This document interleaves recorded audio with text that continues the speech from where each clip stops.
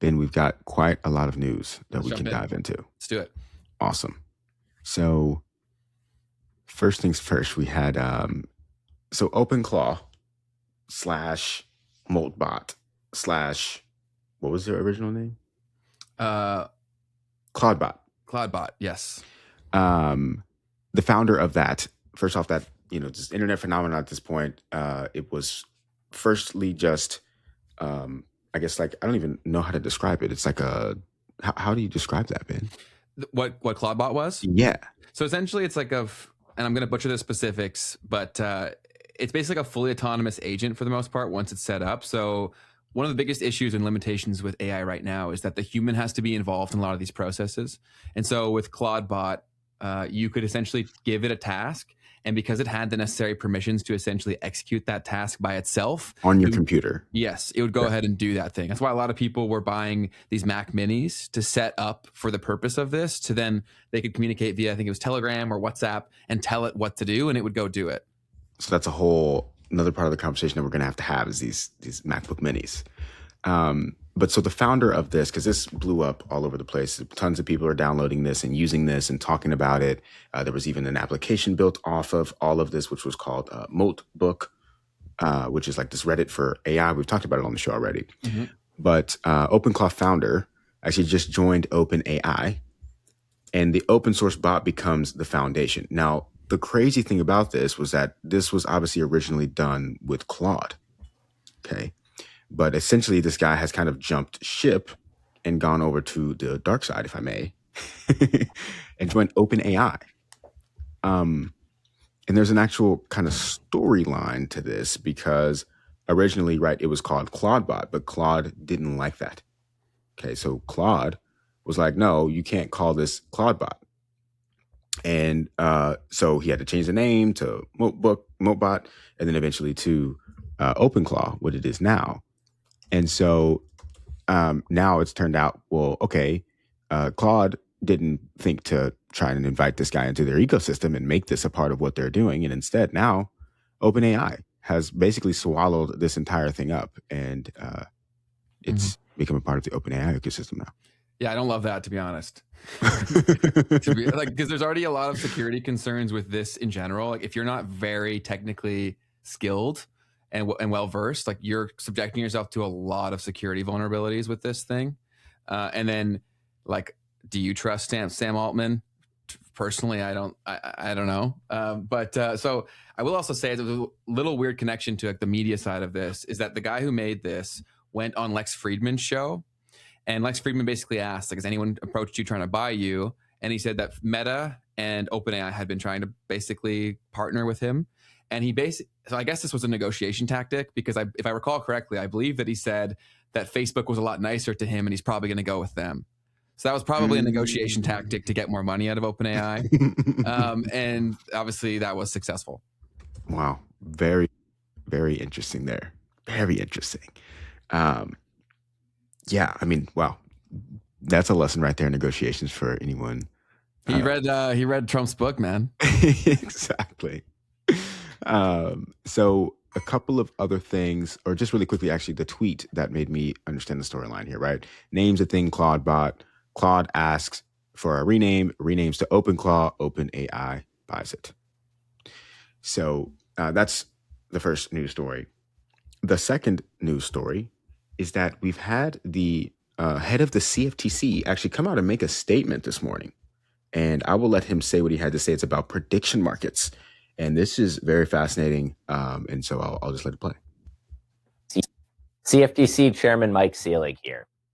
Over the past year, American prediction markets have been hit with an onslaught of state-led litigation. In response, the CFTC has today filed a friend of the court brief to defend its exclusive jurisdiction over these derivative markets. Prediction markets aren't new. The CFTC has regulated these markets for over 2 decades. They provide useful functions for society by allowing everyday Americans to hedge commercial risks like increases in temperature and energy price spikes.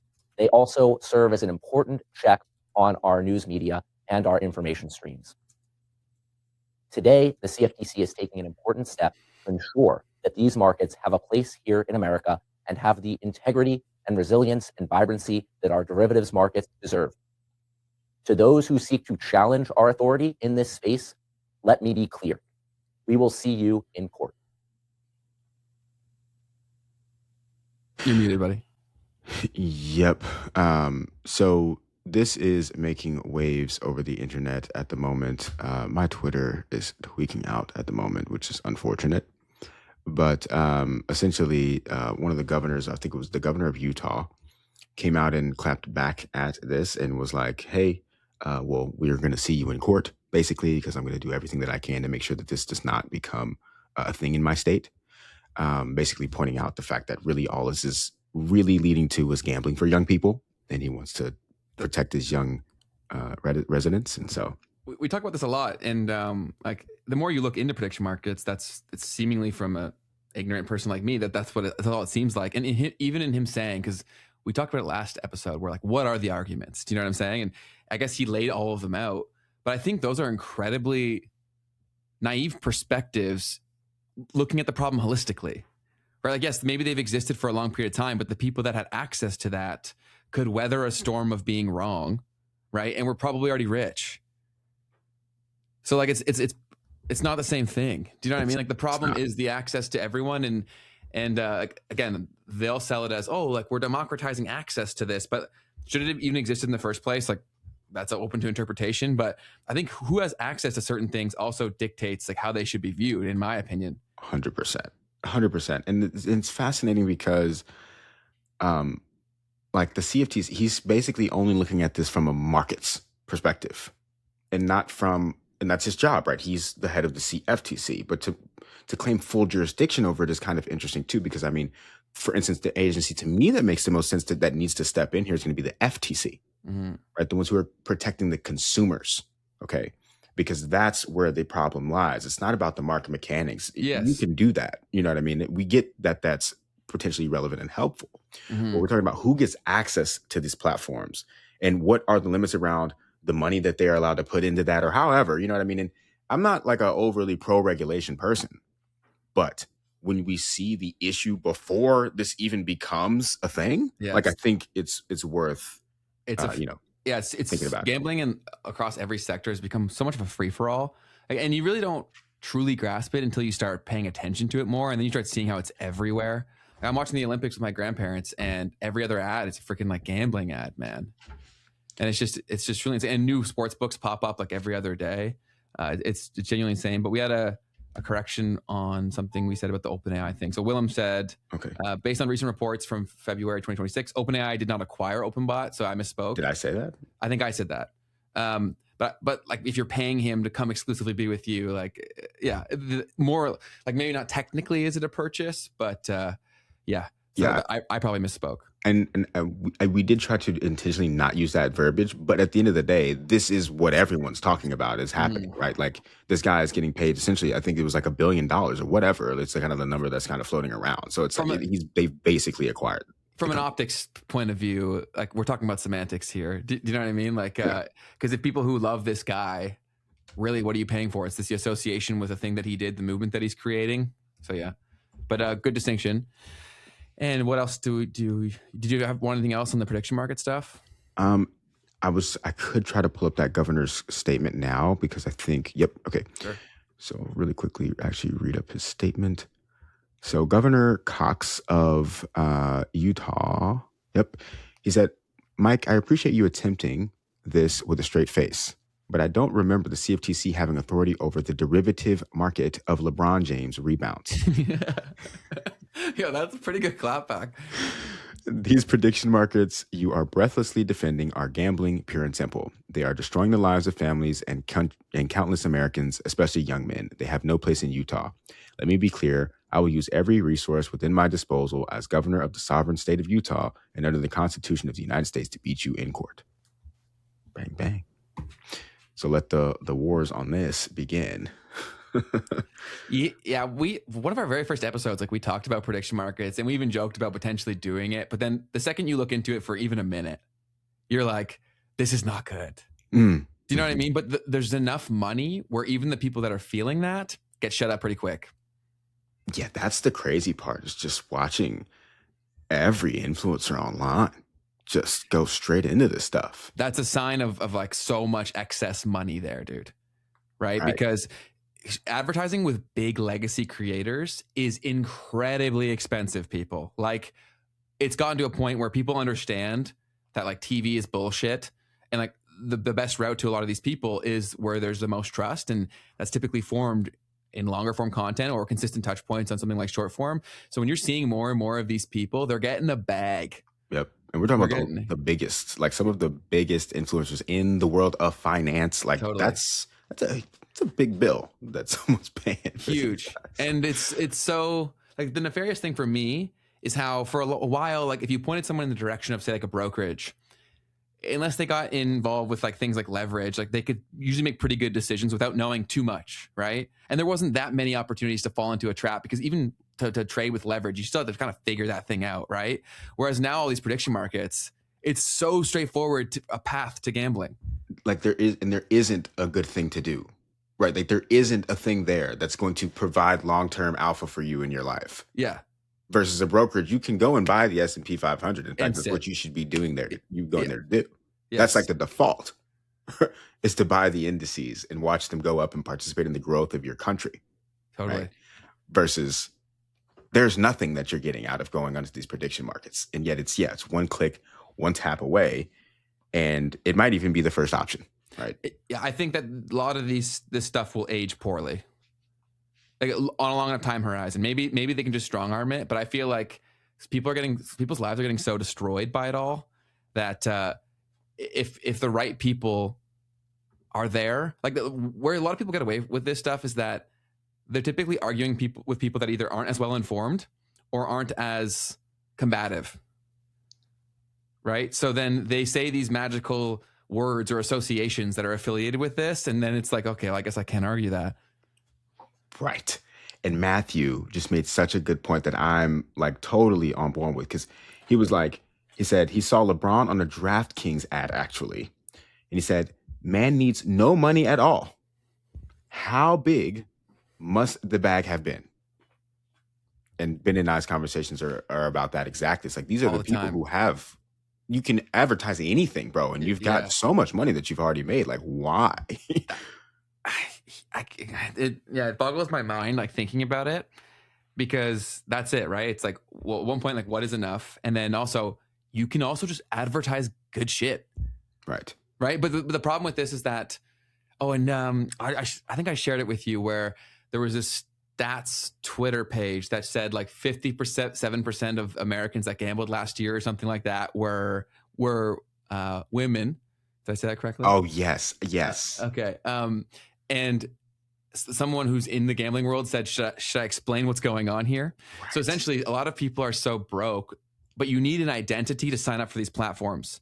So what a lot of guys are doing, and I'm not sure that number is accurate, but I'm sure this is happening a fair amount, where guys are either going to their mom or their sister or their girlfriend and basically saying, can I sign you up for an account so I can get the referral bonus and the sign up bonus, right? So because a lot of people are broke that are gambling. Exactly. And so, oh man. Okay. Yeah. So world of statistics, U.S. online gambling statistics show that 57% of online gamblers in the U.S. are female. And, that's not true. Men create under their girlfriend's name to get the promotion for new users. Right. So yeah, very, very important point. And then the other point of this that I was just thinking about is like, wait a minute. If these companies, this is basic math, have all of this money to pay these influencers, they must have an incredibly profitable business model. Of course. Yeah. Yeah. Which means that no one is making money on these platforms. Well, if you look at the rise of the exacerbation of the K, there's a pretty direct time correlation towards where gambling became fairly a free-for-all, right? So they also need ways into different markets. Right. So the prediction market is like the ultimate attraction mechanism because, like we talked about, you can be into geopolitics and now you can start getting the high of gambling on these things. Mm-hmm. And also, we got to remember here, too, guys, is that like I was talking about this last night with my girlfriend, where I was like, a lot of these things are manufactured. Right. And so like I've made some predictions on the show that I think some of them will probably come true. But when we blow up, eventually like people will try to make money off of like doing the opposite of what we say. Right? Like that happens all the time. So that's why you should never listen to someone if they've been right a few times in a row. Not only will eventually everyone be wrong, but eventually sometimes people will be like making money off of the fact of like manipulating to make the opposite thing happen. Do you get what I'm saying? Yep. 100%. And a lot of people just don't like think about that, and then they're like either blaming the individual. So there's a lot of stuff there. But yeah, it's super messed up, and celebrity after celebrity is affiliating with the gambling sites, and then now a whole new can of worms has opened up where different kinds of creators can now affiliate with prediction markets because it's not seen as bad. If you're enjoying this was actually taken out of a piece of our live stream where we go live every Tuesday and Thursday at 12 p.m. Eastern. If you want to see the full version of this episode, you can click the link in the description down below. But for now, back to the clip. Someone else brought up another trend that happened in the middle of all of this, the promotion of these sites, and it's the NIL deals and like college kids getting able to get paid. Bro. And they're definitely, I mean, I don't blame them. No, all right. They were getting ripped off for a very long time. Yeah. But it obviously wasn't handled well. Yeah. So yeah, you definitely see those kids. I mean, they were probably the most impactful because they're the closest to that young person, right? And at scale, you can reach like the guy who just came out of my neighborhood and is like on TV now, and he's now promoting. You know what I mean? And like, how else do you get there if you're not an athlete? Yeah. Yeah. So yeah, everyone wants to jump, right? And because optically, whether it's on social media or athletics now, that does actually happen. Right. So if there's like if everyone on the screen is jumping there, everyone who's not able to do that feels like an idiot. Right. So they're going to go to the one place where they could do that theoretically, even though mathematically they're almost 0% chance of happening. So it's really, really messed up and sad. I think a lot of it's also happening because people aren't aware of it fully. Right. Like it's different between saying something and like knowing that it's happening and understanding on a fundamental level how that's shifting people's lives. Right? Because it's easy to just say in passing, like, oh, there's another gambling ad. But like you said, like, how is that even possible? Right? Like everything has connections to bigger and more things. 100%, man. What do you got next for us? Okay. So next big thing is Canada. Your country. Canada. Making some big moves. So in general, right, we've talked about the New World Order. That Mark Carney himself, okay, everybody chill out. He said it. It ain't us. Chill on the Wikipedia thing that's going to pop up under our video. He said that we're moving into a New World Order. And as he said that, he was basically signing a deal with China, and they've continued to kind of make some arrangements. So Mark Carney said, we're renewing Canada's relationship with China as part of their new strategic partnership. China is granting visa-free travel for Canadians. Ben? Mm-hmm. Yeah, China. I will not. I probably won't be going, but yeah, it's definitely a move. Yeah, I mean, it's actually something that came up for me in my life, I guess, recently. Just thinking, it's like the past couple of years I've been traveling. It's like you can't even go to China as an American without a visa, which is a very interesting. That there's not many places right in the world that an American can't go, but China's one of them. And Americans for sure discount how big of a deal it is to be able to just go visa free into countries. Like people can't just come to the US like that. Yeah, it's not normal. Sure. So it's a pretty big deal that he would open that relationship with China. Also, in general, people are pointing out that there's something big going on here. It's almost like this is the man's moment. Amid Trump's tariff tantrums, says Marlene Robertson, the EU and the 12-nation CPTPP, which, by the way, is the Comprehensive and Progressive Agreement for Trans-Pacific Partnerships. I guess this is like a trade deal kind of arrangement. They're preparing a massive trade alliance, potentially covering 40% of global GDP, integrating supply chains across Europe, Canada, Japan, and others. This venture will be led by PM Mark Carney. Mark Carney is stepping up to the plate just like he promised. Now, I don't know that this is news, right? But what I would say is that this is something that we have to keep an eye on, right? As far as like, what is this new world order that they're referring to? This is pretty funny. What's up? Vote Mark Carney.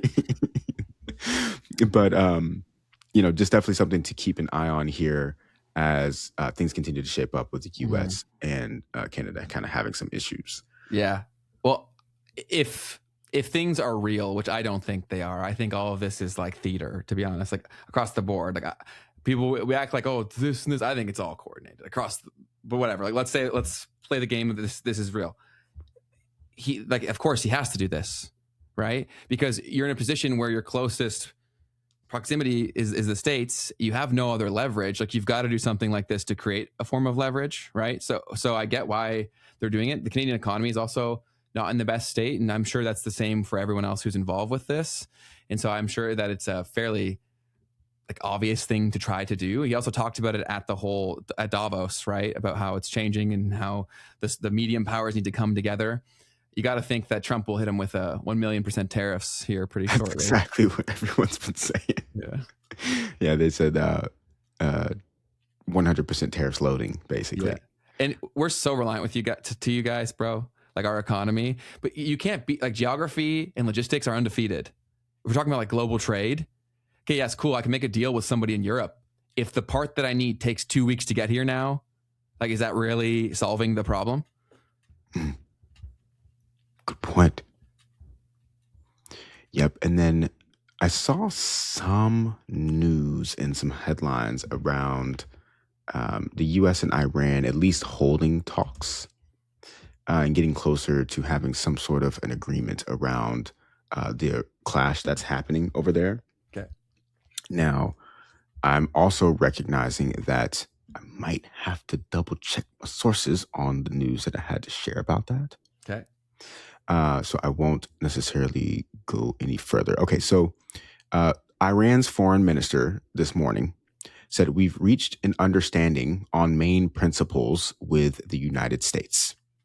So I'll just pull up what I'm looking at now. This is just Financial Juice, which is one of my favorites to kind of get the real-time stuff for anybody who wants to know that. We've reached an understanding on main principles with the U.S. And that's, at the end of the day, that's all we got. So nothing major there. This has been an interesting couple of years regarding that, I guess year and a month of like, we've reached a deal. And it's like, okay. What does this mean? What does that mean? We've reached some sort of an agreement with, that's one thing that we love about like blockchain and stuff. It's like, okay, well, if there's been a deal reached, publish it on chain so that everyone can go and see it, essentially is what I'm saying. Like, it's done. Yeah. But until that's the case, then none of that really means absolutely anything. No, this stuff happens so much now that even crypto, remember when we used to care about these kind of things and used to move the price? Right. And that's something that we're seeing now is nothing is moving the price. Man, like the news stories that we get, both good and bad, over the last 2 or so years, like back, like even a few cycles ago, would have like radically moved the charts. Facts. And you're breaking up a little bit. I don't know if you guys are experiencing that as well. I'm getting some robot voice from you. Oh, my bad. Is it better now? It's not. It's actually still lagging around. I guess people also were asking about X money, which we talked about a little bit in the last episode.